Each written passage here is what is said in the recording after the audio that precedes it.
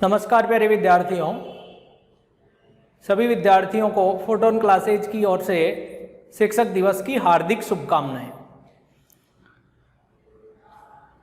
आप सभी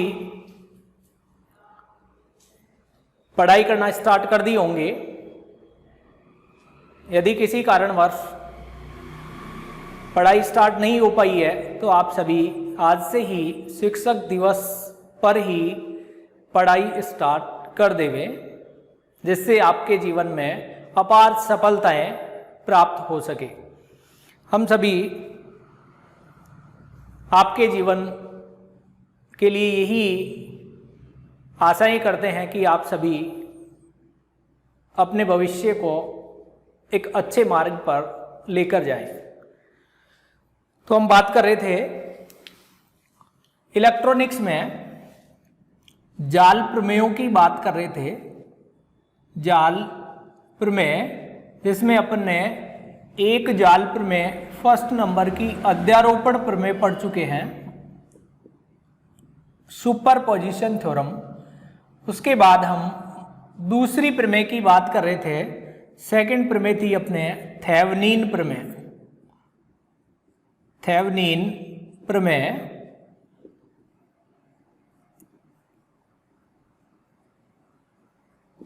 Thevenin theorem, ये दोनों ही प्रमेय इंपॉर्टेंट है।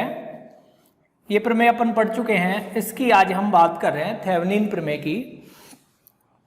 थेवेनिन प्रमेय ये कहती है कि विभिन्न रैखिक प्रतिबाधाओं से युक्त द्विटर्मिनल जाल को एक ऐसे तुल्य परिपथ से प्रतिस्थापित किया जा सकता है जिसमें एक वोल्टा स्रोत इक्विवेलेंट और उसके श्रेणी क्रम में एक प्रतिबाधा जेड इक्विवेलेंट जुड़ी हुई होती है, जिसमें इक्विवेलेंट का मान द्विटर्मिनल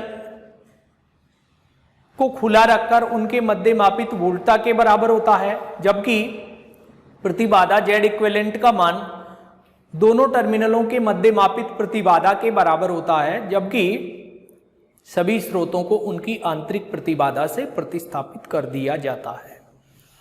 तो अपन देखेंगे थेवेनिन प्रमेय क्या कहती है। इस प्रमेय के अनुसार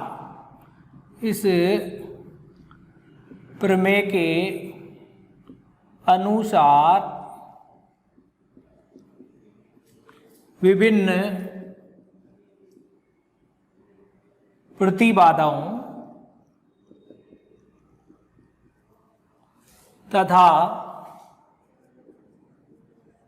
स्रोतों से युक्त द्विटर्मिनल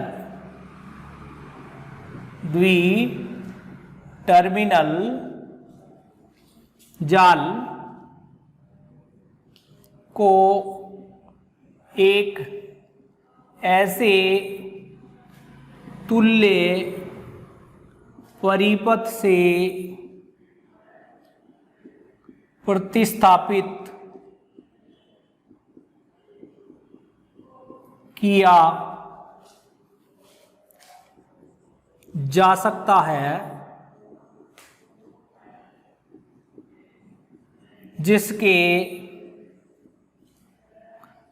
जिसमें एक वोल्टा स्रोत इक्विवेलेंट तथा इसके श्रेणी क्रम में, क्रम का ध्यान में रखेंगे, सीरीज में श्रेणी क्रम में एक प्रतिबाधा जिसको अपन क्या कह रहे हैं जेड इक्विवेलेंट जुड़ी होती है। इक्विवेलेंट का मान, EQ का मान दोनों टर्मिनलों को खुला रखकर उनके मध्य मापित वोल्टता के बराबर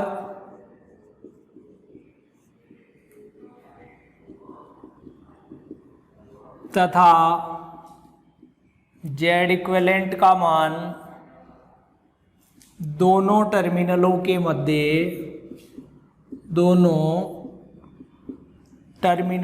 मध्य मापित प्रतिबाधा के बराबर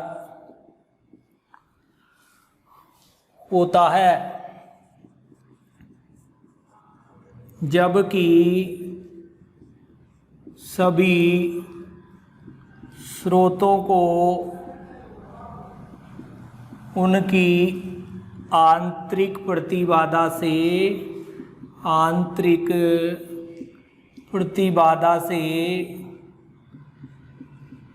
प्रतिस्थापित कर दिया जाता है। तो ये अपने थेवेनिन प्रमेय है। ये थेवेनिन प्रमेय क्या कहती है कि विभिन्न वोल्टता स्रोत तथा प्रतिबाधाओं से युक्त द्विटर्मिनल जाल कैसा होना चाहिए? दो टर्मिनल वाला। दिया हुआ है तो भी अच्छा है, और यदि नहीं दिया हुआ है तो अपने को द्विटर्मिनल जाल बनाना है। तो टर्मिनल दो होने चाहिए। तो विभिन्न वोल्टता स्रोत तथा प्रतिबाधाओं से युक्त द्विटर्मिनल जाल को एक ऐसे तुल्य परिपथ से प्रतिस्थापित किया जा सकता है जिसमें केवल एक वोल्टता स्रोत तथा उसके श्रेणी क्रम में केवल एक प्रतिबाधा जेड इक्विवेलेंट लगी हुई होती है। इस स्रोत का मान, इक्विवेलेंट का मान दोनों टर्मिनलों को खुला रखकर उनके मध्य मापित वोल्टता के द्वारा व्यक्त किया जाता है या ज्ञात किया जाता है, तथा प्रतिबाधा का मान उन दोनों टर्मिनलों के मध्य मापित प्रतिबाधा के बराबर होता है। तो इस प्रकार से थेवेनिन प्रमेय है। तो देखेंगे, ये कह रही है थेवेनिन प्रमेय की टर्मिनल कितने हैं? दो टर्मिनलों वाला एक जाल है। मान लो कि n विभिन्न प्रतिबाधाएं हैं और ये इसके दो टर्मिनल हैं A और B। इनके मध्य एक प्रतिबाधा लगी हुई है ZL। ये दो टर्मिनल जाल है। इस जाल को एक ऐसे तुल्य परिपथ से प्रतिस्थापित किया जा सकता है जिसमें केवल एक वोल्टता स्रोत और उसके श्रेणी क्रम का विशेष ध्यान में रखेंगे। ये वोल्टता स्रोत है इक्विवेलेंट और एक प्रतिबाधा है जेड इक्विवेलेंट। कौन से क्रम में है? श्रेणी क्रम में। तो ये एक वोल्टता स्रोत इक्विवेलेंट और एक प्रतिबाधा जेड इक्विवेलेंट श्रेणी क्रम में जुड़ी हुई है। तो ये थेवेनिन प्रमेय कहती है। तो इस प्रमेय की सहायता से ऐसे द्विटर्मिनल जाल को इस प्रकार के तुल्य परिपथ में प्रतिस्थापित किया जा सकता है। इसको थेवेनिन तुल्य परिपथ कहा जाता है। थेवेनिन तुल्य परिपथ कहा जाता है। तो ये सभी के समझ में आ गया होगा। थेवेनिन प्रमेय इंपॉर्टेंट है, इसका स्टेटमेंट आपको आना चाहिए। थेवेनिन प्रमेय का स्टेटमेंट आप सभी को याद हो जाना चाहिए। ये आसान है, कोई जटिल काम नहीं है। और ये प्रमेय ये कहती है मैथमेटिकल फॉर्म में कि इसको इस रूप में लिखा जा सकता है। सिद्ध करके दिखाएंगे अपन, इसको प्रूफ करेंगे अपन। तो देखेंगे अपन थेवेनिन प्रमेय का प्रूफ।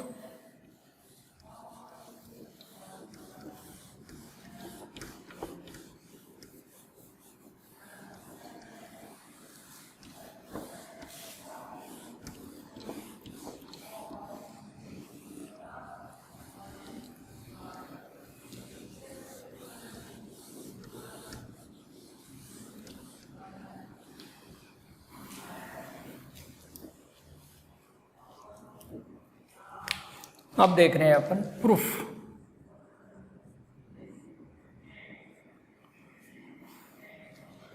थेवेनिन प्रमेय को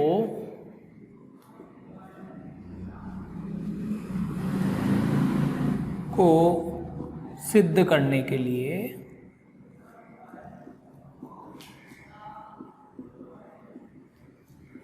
निम्न परिपथ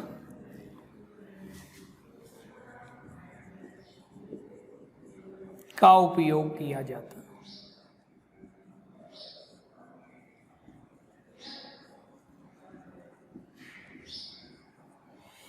परिपथ बना रहा हूं एक मैं।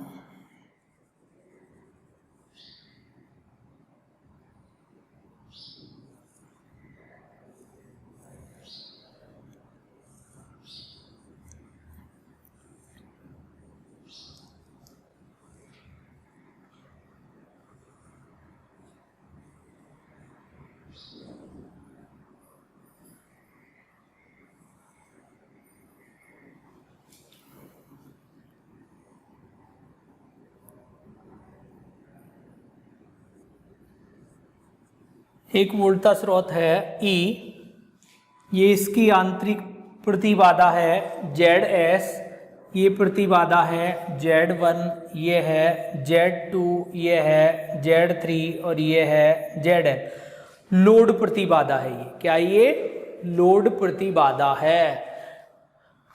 यहां से धारा प्रवाहित हो रही है, मान लिया कि IS, और इधर की ओर धारा प्रवाहित हो रही है IL। तो इधर से जो धारा प्रवाहित होगी वो होगी IS माइनस IL।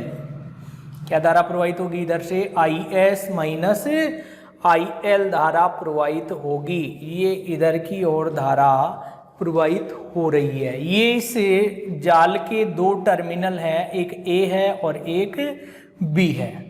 तो इसमें क्वेश्चन भी जो आता है वो इस प्रकार से, किसी भी प्रकार का आपको एक परिपथ देगा या जाल देगा और ये कहेगा कि इसके किसी भी एक प्रतिबाधा से प्रवाहित धारा का मान थेवेनिन प्रमेय की सहायता से ज्ञात कीजिए। तो अपन वो देखेंगे, क्वेश्चन भी देखेंगे इस प्रमेय को सिद्ध करने के पश्चात, तो आपके समझ में आ जाएगा। फिर भी आप दिमाग लगाना, यह बहुत आसान है। अपन देख रहे हैं इसमें एक वोल्टा स्रोत लगा हुआ है, ये इसकी आंतरिक प्रतिबाधा है ZS। ये Z1, Z2, Z3 तीन प्रतिबाधाएं लगी हुई है और ZL की एक प्रतिबाधा है, वो है लोड प्रतिबाधा। AB टर्मिनल के मध्य प्रतिबाधा है ZL। ZL से प्रवाहित होने वाली धारा IL है और Z1 से प्रवाहित होने वाली धारा IS है, तो Z3 से प्रवाहित होने वाली धारा हो गई IS माइनस IL। सबसे पहले हम इस परिपथ की कुल प्रतिबाधा निकालते हैं। परिपथ की कुल प्रतिबाधा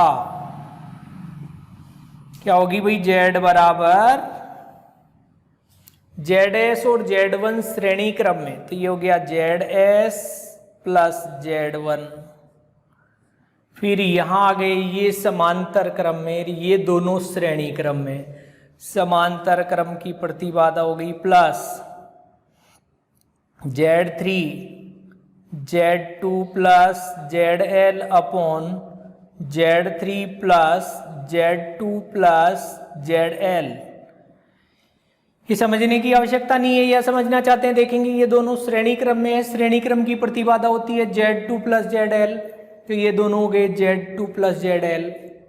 फिर अपन आ गए यहाँ पर, ये दोनों एक हो गई Z2 प्लस ZL और Z3 कौन से क्रम में? समांतर क्रम में। तो समांतर क्रम में क्या होगी? R1 R2 upon R1 plus R2, तो ये हो जाएगा Z3 Z2 plus ZL upon Z3 plus Z2 plus ZL। और फिर यहाँ गए तो ये Z1 श्रेणी क्रम में, तो Z1 आ गया, और फिर ZS श्रेणी क्रम में तो प्लस ZS आ गया। तो इस प्रकार से ये इसकी कुल प्रतिबाधा ZS का माना या Z का मान आ गया। अब धारा निकालनी है मेरे को, अतः धारा IS का मान, IS बराबर E अपॉन Z, क्या माना गया? IS बराबर E अपॉन Z या IS बराबर E। E है स्रोत की वोल्टता, और जेड है आपके Z S plus Z one plus Z three Z two plus Z L upon Z three plus Z two plus Z L. ये मान अपने को प्राप्त हो गया है इस प्रकार से। ये किसका मान आया?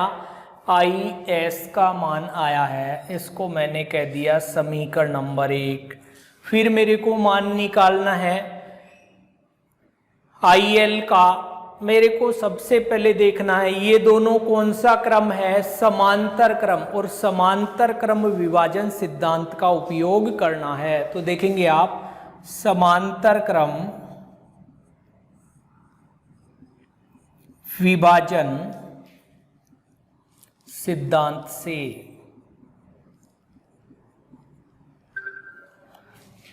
समांतर क्रम विभाजन सिद्धांत ये कहता है कि यदि धारा समांतर क्रम में विभाजित होती है तो समांतर क्रम में विभाजित धाराओं का अनुपात प्रतिबाधाओं के अनुपात के व्युत्क्रम के बराबर होता है। तो देखेंगे यहाँ धारा का अनुपात है I S minus I L upon I L बराबर,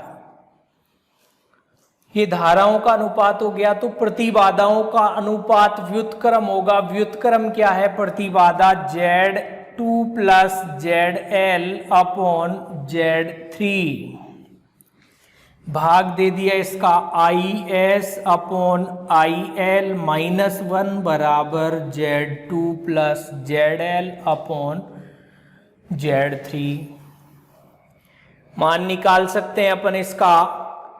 इस 1 को उधर भेज दिया, अपन ने लिखा है IS अपॉन IL बराबर 1 plus Z2 plus ZL upon Z3। IS upon IL बराबर Z3 plus Z2 plus ZL upon Z3। तो IL अपॉन IS बराबर Z3 upon Z3 plus Z2 plus ZL। मैंने क्या काम किया? इन दोनों को उलट दिया है, तो ये भी उल्टे हो गए। फिर देखो IL बराबर आ गया अपने पास Z3 upon Z3 plus Z2 plus ZL, और ये आ गया IS। IS का मान अपन निकाल चुके हैं। समीकरण 1 से इस IS का मान पुट करना है। समीकरण 1 से IS का मान रखने पर IL बराबर Z3 upon Z3 plus Z2 plus ZL। IS का मान है E upon ZS plus Z1 plus Z3 Z2 plus ZL upon Z3 plus Z2 plus ZL। हल किए इसको। IL बराबर देखो ये Z3 plus Z2 plus ZL यहाँ गया, इससे गुणा हो गया, और ये इससे कैंसिल हो गया। तो अपने पास क्या आ गया? Z3 upon Z3 plus Z2 plus ZL। ये ऊपर चला जाएगा Z3 plus Z2 plus ZL upon Z3, इसको पहले लिख देता हूँ, ZS plus Z1 Z3 plus Z2 plus ZL और plus Z3 Z2 plus ZL। ये और ये टर्म कैंसिल हो गई है, तो अपने पास इस प्रकार का मान प्राप्त हो गया। देखोगे इसको हटा रहा हूं मैं।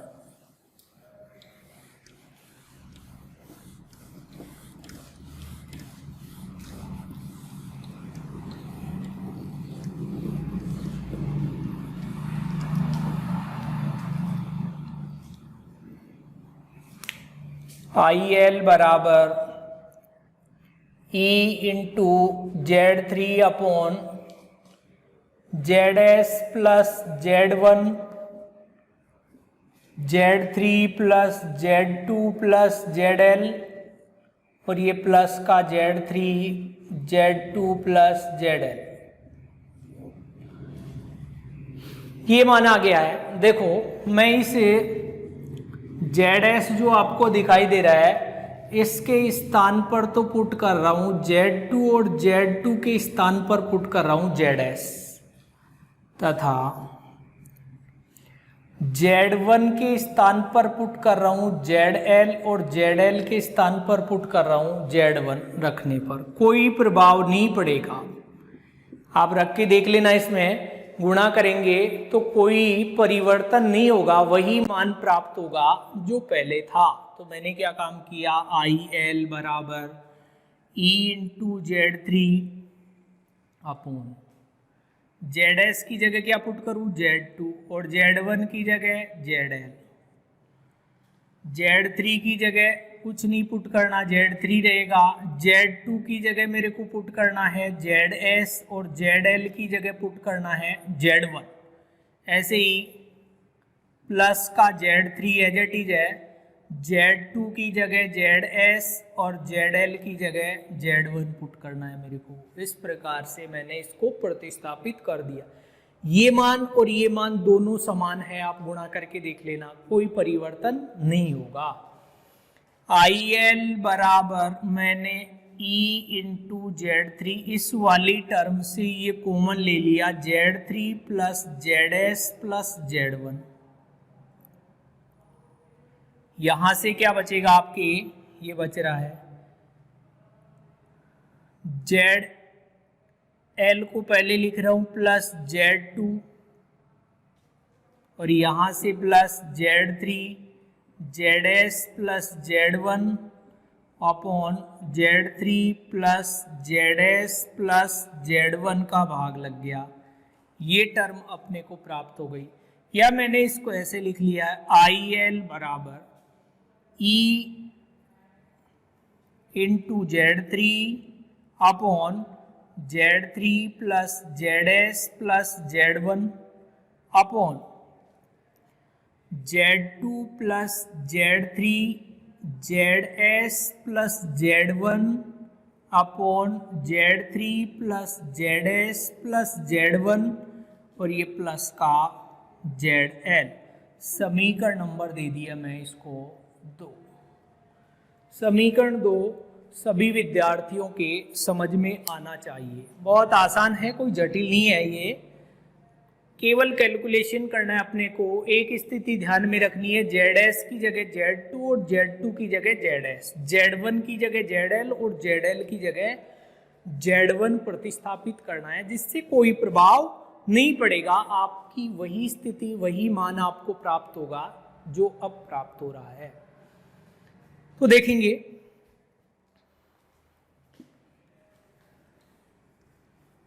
ये मान अपने को मिला है। अपने जो परिपथ दिया गया था उस परिपथ में जो अपन ने परिपथ माना था उसमें दोनों टर्मिनलों को खुला रखना है, तो ये मान मिलेगा वोल्टा का, और उनके मध्य प्रतिबाधा निकालनी है तो ये मान मिलेगा। तो इसको तो कहेंगे अपन इक्विवेलेंट और इसको कहेंगे अपन जेड इक्विवेलेंट। तो देखेंगे परिपथ के दोनों टर्मिनलों के मध्य की वोल्टा जब दोनों टर्मिनल खुले हो, तो देखेंगे ऐसा परिपथ हो गया।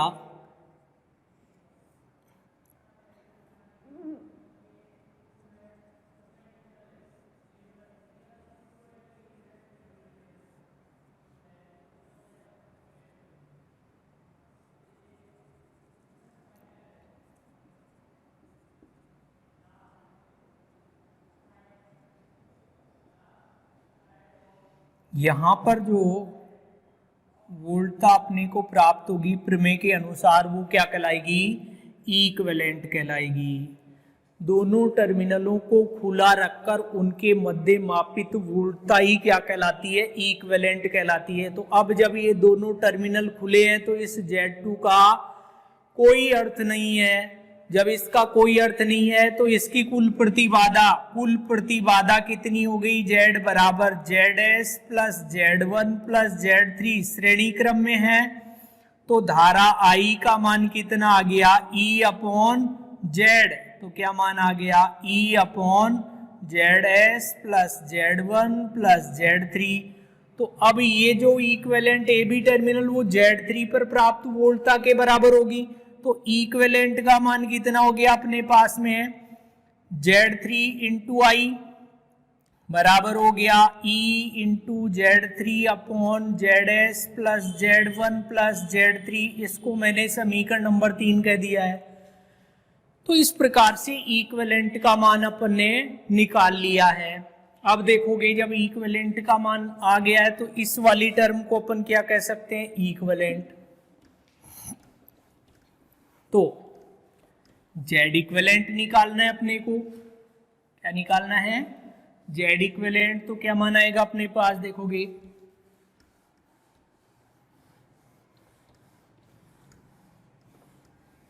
इस समीकरण में अपने को वैल्यू पुट करनी है। तो Z इक्विवेलेंट का मान निकालने के लिए तथा Z इक्विवेलेंट का मान दोनों टर्मिनलों को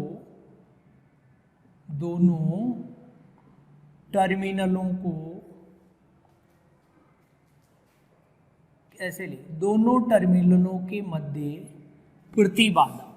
प्रतिबाधा जबकि सभी स्रोतों को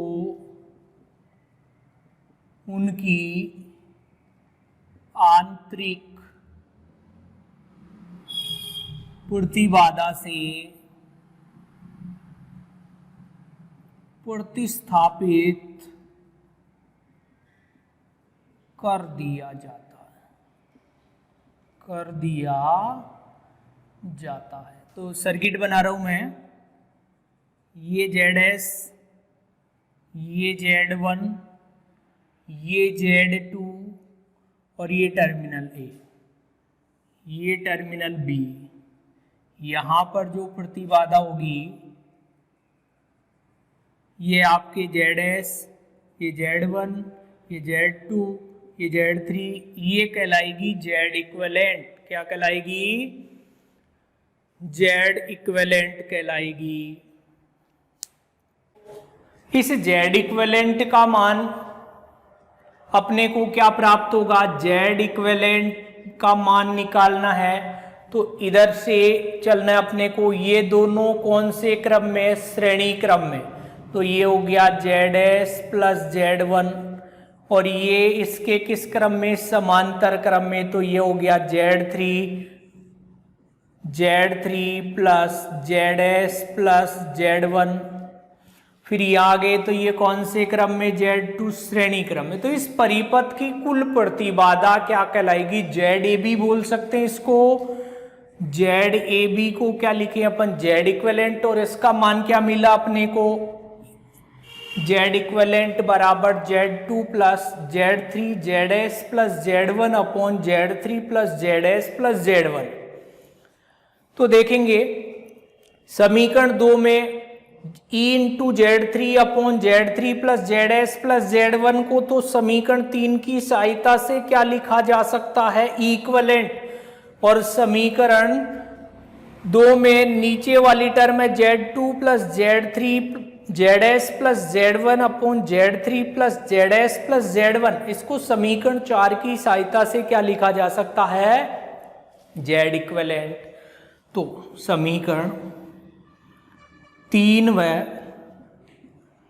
4 का मान समीकरण 2 में रखने पर IL बराबर equivalent upon Z equivalent plus ZL।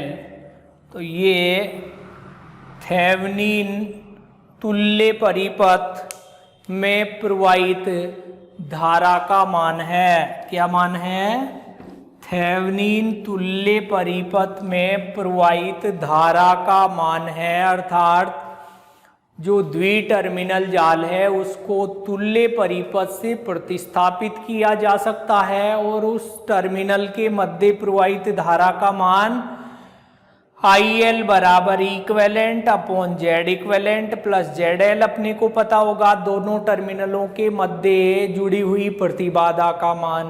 Equivalent का मान अपन ज्ञात कर सकते हैं थेवेनिन प्रमेय की सहायता से, और Z इक्विवेलेंट का मान थेवेनिन प्रमेय की सहायता से ज्ञात किया जा सकता है। तो थेवेनिन प्रमेय के अनुसार इक्विवेलेंट का मान ज्ञात किया जा सकता, वो है दोनों टर्मिनलों के खुले होने पर उनके मध्य वोल्टता क्या कहलाएगी? इक्विवेलेंट कहलाएगी, और दोनों टर्मिनलों के मध्य प्रतिबाधा Z इक्विवेलेंट कहलाएगी, जबकि सभी स्रोतों को उनकी आंतरिक प्रतिबाधा से प्रतिस्थापित कर दिया जाता है। तो इस प्रकार से थेवेनिन प्रमेय को प्रूफ किया जाता है, इसका मान ज्ञात किया जाता है। तो ये फॉर्मूला याद रखना, ये इंपॉर्टेंट है।